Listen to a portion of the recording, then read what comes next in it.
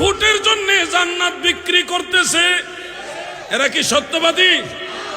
এরা নিজেরা জান্নাতে যাবে কিনা গ্যারান্টি নাই।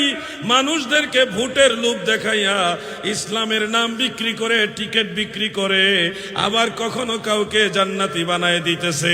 খবরদার, মনে রাখো, জবানকে লাগাম দাও, আল্লাহকে ভয় করো। কোন মানুষকে জান্নাতের টিকিট দেওয়ার ক্ষমতা আমাদের কারো নাই। জবানকে লাগাম দিতে হবে।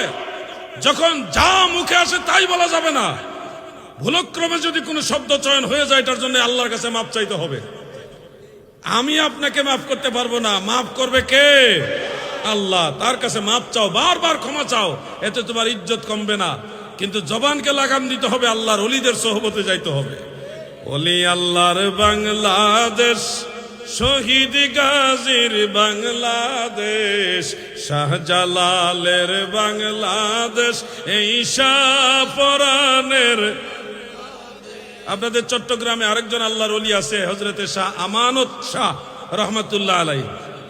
আমানত শাহ রহমাতুল্লাহ নাম শুনেননি আপনারা নাকি? তিনার সম্পর্কে আপনারা জানেন না? ওই যে জমির দলিল আনার জন্য মুহূর্তের মধ্যে সন্দ্বীপে পাঠায় দিল। এই ঘটনাগুলি আমি তো আপনাদের মায়ের কাছে মামার বাড়ির ওয়াজ করে তো লাভ নাই। আপনারা তো এগুলো জানেন। এগুলি কি আমরা কি বানায় বলি? এগুলো সত্য না মিথ্যা?